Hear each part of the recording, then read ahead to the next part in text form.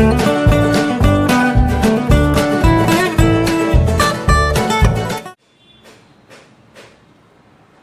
Student, कैसे हैं आप। केमिस्ट्री की ऑनलाइन क्लास में आपका स्वागत है।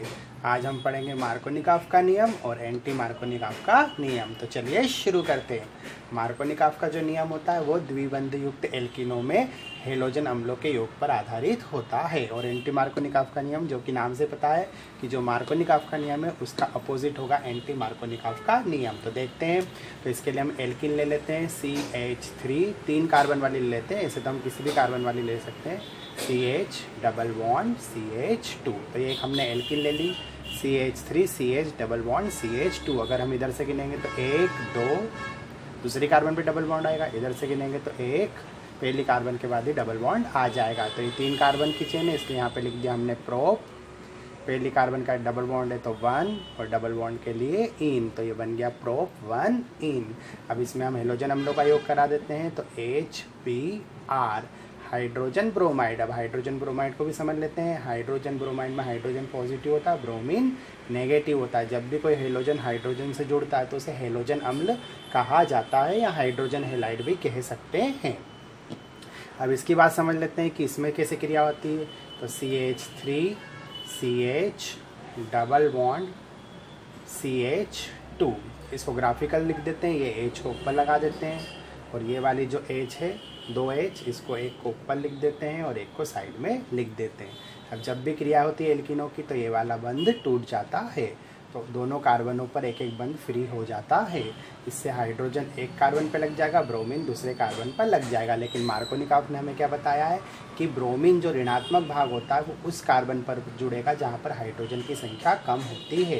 तो हम यहाँ देखते हैं इस कार्बन पर हाइड्रोजन की संख्या 2 है, और इस कार्बन पर हाइड्रोजन की संख्या कितनी है, 1। ये तो इस कार्बन से जुड़ी हाइड्रोजन है, ये कार्बन असल में इस कार्बन से जुड़ा हुआ है। तो हम देखते हैं कि मार्कोनिकॉफ का जो नियम है वो बोलेगा कि ये कम हाइड्रोजन वाली कार्बन पर ये जुड़ेगा। तो ब्रोमीन को यहाँ जोड़ देते हैं और हाइड्रोजन को यहाँ पर जोड़ देते हैं। अब जो हुआ है उसे लिख देते हैं, जैसे CH3 का CH3 लिख देते हैं, सिंगल बॉन्ड। यहाँ पे है CH, तो यहाँ CH लिख देते हैं। यहाँ पे Br नीचे की तरफ, तो यहाँ पे Br लिख देते हैं। इसके बाद सिंगल बॉन्ड से C और H कितनी बार, 3 बार, तो यहाँ पे लिख देते हैं CH3। अब इसका नामकरण बना देते हैं। इसका नामकरण बनेगा 1 2, दूसरी पे ब्रोमीन आएगा। इधर से गिनेंगे तो पहली कार्बन दूसरी कार्बन, इधर से भी ब्रोमीन आएगा।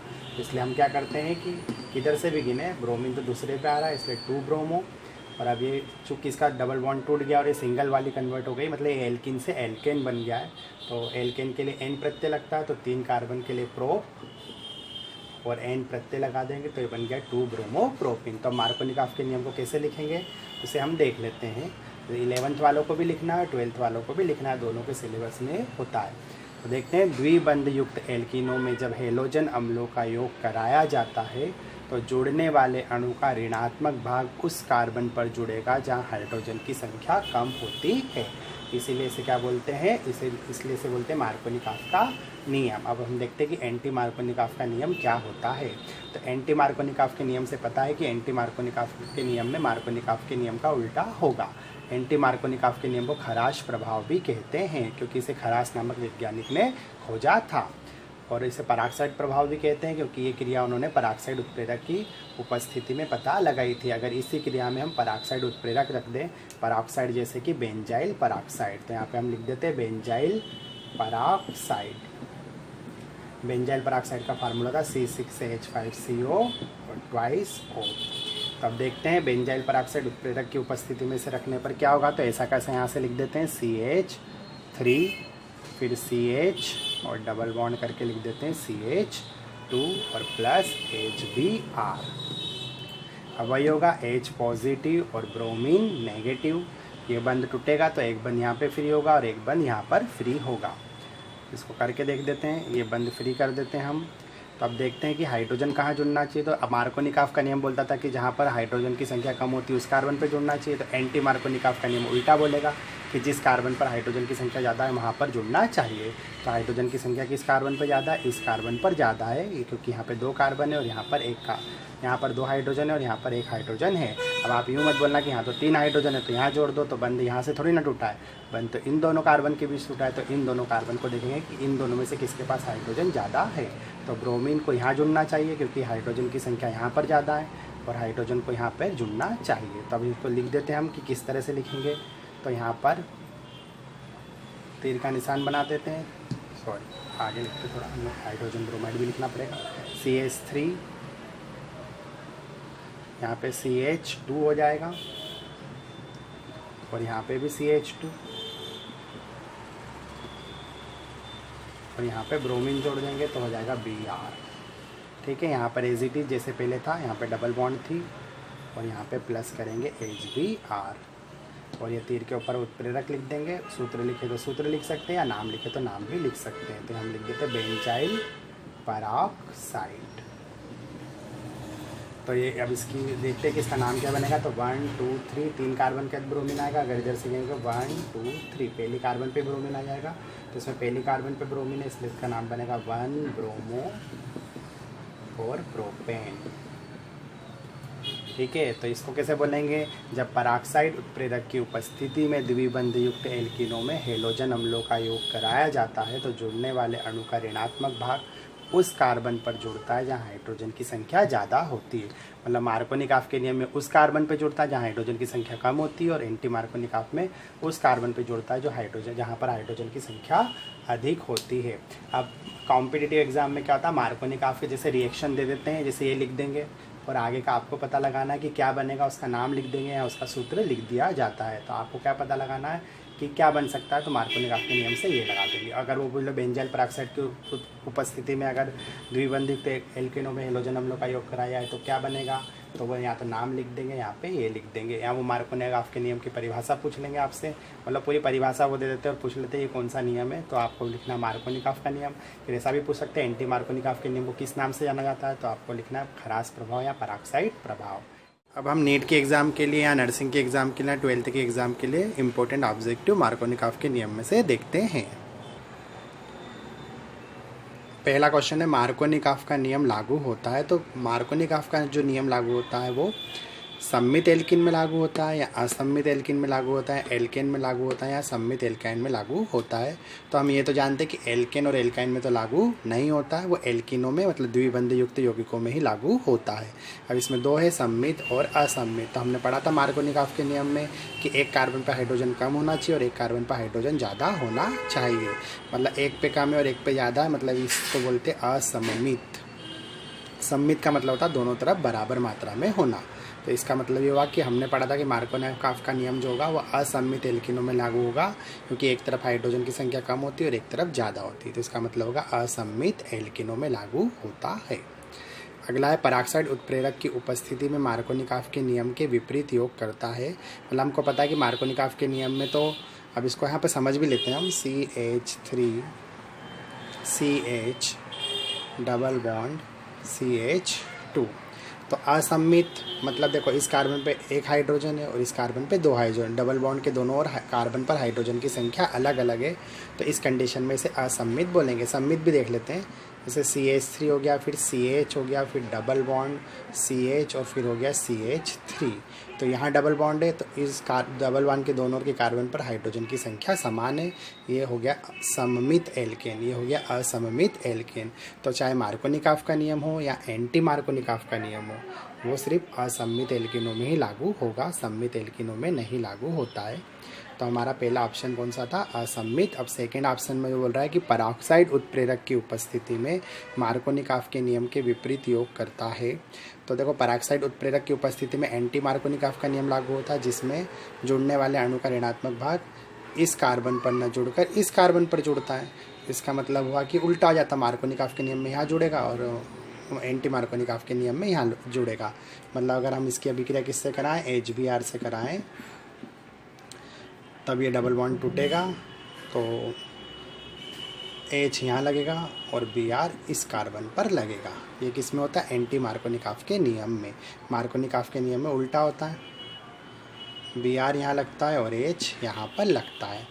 अब ये जो एंटी मार्कोनिकॉफ का नियम लागू होता है वो HBr ही करता है पराऑक्साइड उत्प्रेरक की उपस्थिति में। मतलब पराऑक्साइड उत्प्रेरक की उपस्थिति में जो मार्कोनिकॉफ के नियम में होना चाहिए उसका उल्टा होता है एंटी मार्कोनिकॉफ के नियम में, जो सिर्फ हाइड्रोजन ब्रोमाइड ही दर्शाता है। HCl और HI एंटी मार्कोनिकॉफ का नियम उनमें लागू होता ही नहीं है। तो सीजियम क्लोराइड तो होगा नहीं, क्योंकि हेलोजन अम्लों का योग मार्कोनिकॉफ के नियम को और एंटी मार्कोनिकॉफ के नियम को दर्शाते हैं। सिर्फ HBr इसका सही उत्तर है। HI और HCl एंटी मार्कोनिकॉफ के नियम नहीं दर्शाते, वो मार्कोनिकॉफ का नियम ही दर्शाते, चाहे पराऑक्साइड उत्प्रेरक हो चाहे ना हो। अगला है पराऑक्साइड उत्प्रेरक की उपस्थिति में प्रोपीन में HCl का योग कराने पर प्राप्त होगा। तो यहाँ पे 4 ऑप्शन दे दिए हैं आपको। तो प्रोपीन तो अभी हमने लिखा था वही वाला CH3 CH double bond CH2। तो अब हमें पता है कि HCl तो एंटी मार्कोनिकॉफ का नियम देता ही नहीं, वो हमेशा मार्कोनिकॉफ का नियम ही देगा। तो यहाँ पर ऋणात्मक भाग इस कार्बन पर जुड़ना चाहिए, क्योंकि यहाँ हाइड्रोजन की संख्या कम है। तो ये डबल बॉन्ड टूटेगा और क्लोरीन यहाँ जुड़ेगा और हाइड्रोजन यहाँ जुड़ेगा, तो यहाँ पर 3 हो जाएंगे 2 से। तो इसका सही उत्तर क्या है? 1 2 2 क्लोरो और क्या आएगा? प्रोपीन। तो ये रहा 2 क्लोरो प्रोपीन। अब देखो सूत्र भी दे सकते हो, नाम भी दे सकते हैं, आपको दोनों तरफ से पता होना चाहिए। अगला क्वेश्चन देखते हैं। खराश प्रभाव को कहते हैं, तो हमको पता है कि खराश प्रभाव एंटी मार्कोनिकॉफ के नियम को खराश प्रभाव कहते हैं। इसे पराऑक्साइड प्रभाव भी कहते हैं, क्योंकि ये पराऑक्साइड उत्प्रेरक की उपस्थिति में होता है। नेक्स्ट क्वेश्चन है कि HBr का एंटी मार्कोनिकॉफ का योग किस में संभव नहीं है। तो ये नाम दे रखे प्रोपीन, ब्यूटीन 1, ब्यूट2इन और पेंट 1 इन। तो इसके लिए हम क्या करते हैं, इसके सूत्र बना के देख लेते हैं कि कौन सम्मित है और कौन असम्मित है। क्योंकि सम्मित एल्किनों में तो लागू नहीं होगा, असम्मित एल्किनों में लागू हो जाता है। तो इसमें देखते हैं प्रोपीन का स्ट्रक्चर बना है 3 कार्बन वाला, और इस पर डबल बॉन्ड लगा दिए। तो एक तरफ इस कार्बन पर 1 हाइड्रोजन, इस कार्बन पे 2 हाइड्रोजन, तो ये असम्मित है, मतलब यहाँ पे नियम लागू हो जाएगा। इस पे देखते हैं यहाँ पर 2 हाइड्रोजन और यहाँ पर 1 हाइड्रोजन है, तो इसमें भी नियम लागू हो जाएगा, क्योंकि कार्बन के दोनों तरफ हाइड्रोजन की संख्या अलग अलग है। अब इसकी बात करते हैं ब्यूट2इन की, तो दूसरी कार्बन के बाद डबल बॉन्ड आएगा। इस वजह से यहाँ पर क्या होगा कि इस कार्बन पे 1 हाइड्रोजन, इस कार्बन पे भी 1 हाइड्रोजन, तो यहाँ पर लागू नहीं होगा।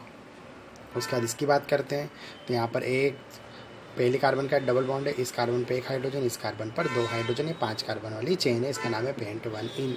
तो इस पे भी लागू हो जाएगा। तो इसका सही उत्तर है किस पे लागू नहीं होगा, तो ब्यूटीन 1 पे लागू नहीं होगा। नेक्स्ट क्वेश्चन देखते हैं। बेंजाइल पराऑक्साइड की उपस्थिति में प्रोपीन की क्रिया HBr से कराने पर प्राप्त होता है। तो हम प्रोपीन ले लेते हैं, CH3 CH double bond CH2, और इसकी क्रिया HBr से करा देते हैं। हमको मालूम है एंटी मार्कोनिकॉफ के नियम में क्या होता है, ब्रोमीन जो होता है वो वहाँ पर जुड़ता है जहाँ हाइड्रोजन की संख्या अधिक होती है। तो डबल बॉन्ड टूटेगा, हाइड्रोजन जुड़ जाएगा यहाँ और ब्रोमीन जुड़ जाएगा यहाँ पर। ये पहली कार्बन, ये दूसरी कार्बन और ये तीसरी कार्बन, तो इसका नाम बनेगा 1 ब्रोमो प्रोपेन। तो सही उत्तर होगा 1 ब्रोमो प्रोपेन। अगर मार्कोनिकॉफ होता तो फिर 2 ब्रोमो प्रोपेन बनता। और हमें ये भी ध्यान रखना चाहिए कि जैसे नाम नॉर्मल, ये तो IUPAC नाम है, नॉर्मल नाम भी पूछ सकते हैं। ये एक सीधी चेन है, मतलब ये नॉर्मल है, और नॉर्मल चेन में इसको प्रोपेन ना बोल के मतलब साधारण नाम में से प्रोपिल बोला जाएगा। और तो ये प्रोपिल है और ये ब्रोमीन को ब्रोमाइड बोला जाता है, तो इसको बोला जाएगा प्रोपिल ब्रोमाइड। और नॉर्मल चेन है इसलिए, मतलब बिना शाखा वाली सीधी चेन है, इसलिए इसका नाम बनेगा N प्रोपिल ब्रोमाइड। तो अगर ऑप्शन में ये रहे तो इसे भी सही अपन कर सकते हैं। अब बात करते हैं, अगर वो ऐसा ना देकर HBr की जगह अपने को दे दे HCl दे देगा, तो HCl देने पे क्या होगा कि HCl में तो एंटी मार्कोनिकॉफ का नियम लागू होता ही नहीं है, उसमें मार्कोनिकॉफ ही चलता है। तो उसमें क्या होता है कि यहाँ पर जो इस तरह की कंडीशन होगी, उसमें क्लोरीन तो यहीं जुड़ेगा और हाइड्रोजन जुड़ेगा यहाँ। तो इससे बन जाएगा पहली कार्बन दूसरी कार्बन 2 क्लोरो, पहली कार्बन दूसरी कार्बन 2 क्लोरो। किधर से भी गिनो तो 2 क्लोरो और 3 कार्बन वाली चेन है तो प्रोपेन। तो यहाँ पर ब्रोमो की जगह क्लोरो ऑप्शन रहेंगे, इसे यहाँ पे भी क्लोरो हो जाएगा ऑप्शन में, मतलब चेंज करके देंगे वो आपको ऐसा, और यहाँ पे भी क्लोराइड हो जाएगा, मतलब ऑप्शन वो फिर इस तरह से बना के देंगे आपको। तो इसमें आपको क्या उत्तर लाएगा 2 क्लोरो प्रोपेन। तो इस चीज़ का आपको ध्यान रखना है कि आपको HBr पूछा है तो ही आपको ऐसा करना है। अगर HCl या HI का योग पूछे तो उनमें एंटी मार्कोनिकॉफ का नियम लागू नहीं होता है। अगला देखते हैं, पराऑक्साइड की अनुपस्थिति में HBr का योग प्रोपिन के साथ कराने पर प्रथम पद में किसका योग होता है, मतलब क्रिया कैसे होती है। तो हम देखते हैं CH3 CH double bond CH2, तो ये बंद टूटता है। ऐसे हाइड्रोजन और ब्रोमीन भी टूटते हैं। अब हाइड्रोजन और ब्रोमीन टूटते हैं तो उनमें समान से बंध विखंडन होता है, मतलब दोनों जो यहाँ पर ये भी आप देख लीजिए H और Br के बीच में जो है सहसंयोजी बंध है, तो ब्रोमीन का एक इलेक्ट्रॉन और एक इलेक्ट्रॉन किसका है, हाइड्रोजन का, ये टूटेंगे आपस में अलग होंगे तो इस तरह से होंगे, मतलब ये H मूलक बनेगा और ब्रोमीन भी किस कंडीशन बनेगा, मूलक। जब इनको अपने अपने इलेक्ट्रॉन मिल जाते हैं वापस तो ये मूलक बनते हैं, ठीक है। तो पहले ये मूलक बनेंगे और मूलक फॉर्म जो होगा उसमें से दोनों में से पहले कौन जुड़ेगा, तो हाइड्रोजन मूलक का योग पहले होता है किसमें, एंटी मार्कोनिकॉफ के नियम में। और अगर मार्कोनिकॉफ का नियम बोले तो उसमें ब्रोमीन मूलक पहले जुड़ता है जाकर किस पर, प्रोपीन पर। तो इस चीज़ का आपको ध्यान रखना चाहिए। नेक्स्ट क्वेश्चन देखते हैं। निम्न में से वह यौगिक बताइए HBr से क्रिया करने के लिए मार्कोनिकॉफ के नियम का पालन करता है। तो हमें मालूम है सम्मित एल्केन पालन नहीं करते और असम्मित एल्केन पालन करती है। तो CH2 डबल बॉन्ड CH2 में तो दिख ही रहा है कि इस कार्बन पे 2 हाइड्रोजन है, इस कार्बन पे भी 2 हाइड्रोजन है, मतलब ये पालन नहीं करेगा। सिस 2 ब्यूटीन में देखते हैं और ट्रांस 2 ब्यूटीन में देखते हैं। तो सिस ट्रांस 2 ब्यूटीन का स्ट्रक्चर पहले बना लेते हैं। इसमें इस तरह रहता है CH3 और रहता है C डबल बॉन्ड C और फिर इस तरफ CH3, इस तरफ रहते CH और CH, इस तरह रहते। हमने कैसे बनाया, CH3 CH double bond CH single bond CH3, ये है 2 ब्यूटीन का स्ट्रक्चर। अब इसको हमने C डबल बॉन्ड जो C है वो ऐसा लिख दिया, इसके जो हाइड्रोजन है वो नीचे लिख दिया, और ये जो CH3 एक CH3 इस कार्बन पर, एक CH3 इस कार्बन पर, दोनों ऊपर लिख दिया, क्योंकि हम जानते हैं ट्रांस 2 ब्यूटीन में ये 90 डिग्री के एंगल पे एक जैसे समूह होते हैं, इसलिए ये ट्रांस 2 ब्यूटीन है। और अब C का बना लेते हैं, तो C का C डबल बॉन्ड C बना लेते हैं, और जो एक H है वो इधर लगा देते हैं और एक H इधर लगा देते हैं, मतलब सीधी रेखा पर, और इसमें CH3 इधर लगा देते हैं और CH3 इधर लगा देते हैं। तो ये बन गया ट्रांस 2 ब्यूटीन का स्ट्रक्चर। इसमें 180 डिग्री के एंगल पे सेम समूह होते हैं, लेकिन हमें तो मतलब नहीं, इस चीज़ से कोई मतलब नहीं। C double bond C double bond C double bond पर इसमें भी एक हाइड्रोजन है, इस कार्बन पे, इस कार्बन पे भी एक हाइड्रोजन है, इसमें देखें तो इस कार्बन पे भी एक हाइड्रोजन है, इस कार्बन पे भी एक हाइड्रोजन है, तो ये भी सम्मित की कैटेगरी में चले जाएंगे। और इस तरह से यहाँ पे क्या होगा कि इसमें भी मार्कोनिकॉफ का नियम लागू नहीं होगा। तो बच गया ये। इस पे देख लेते इस कार्बन पे, तो इसको तोड़ के लिख देते हैं CH3 C और डबल बॉन्ड C और H और H। तो हम देखते हैं इस पे CH3 है, मतलब मेथिल ग्रुप जुड़े हुए हैं, और इस पे हाइड्रोजन ग्रुप, तो इस पे 2 हाइड्रोजन है और इस पे हाइड्रोजन नहीं है, तो ये असम्मित हो गया, तो इसमें लागू हो जाएगा।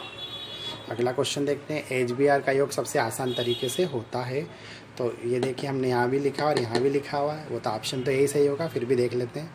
जैसे इसको देख लेते हैं CH2 double bond CH Cl तोड़ के लिख देते हैं। इस कार्बन पे 2 हाइड्रोजन है तो कार्बन पे 2 हाइड्रोजन बना देते हैं, और इस डबल बॉन्ड लगा के इस कार्बन पे एक हाइड्रोजन बना देते हैं और एक Cl बना देते हैं, मतलब इस पे हाइड्रोजन और इस पे हाइड्रोजन अलग अलग है।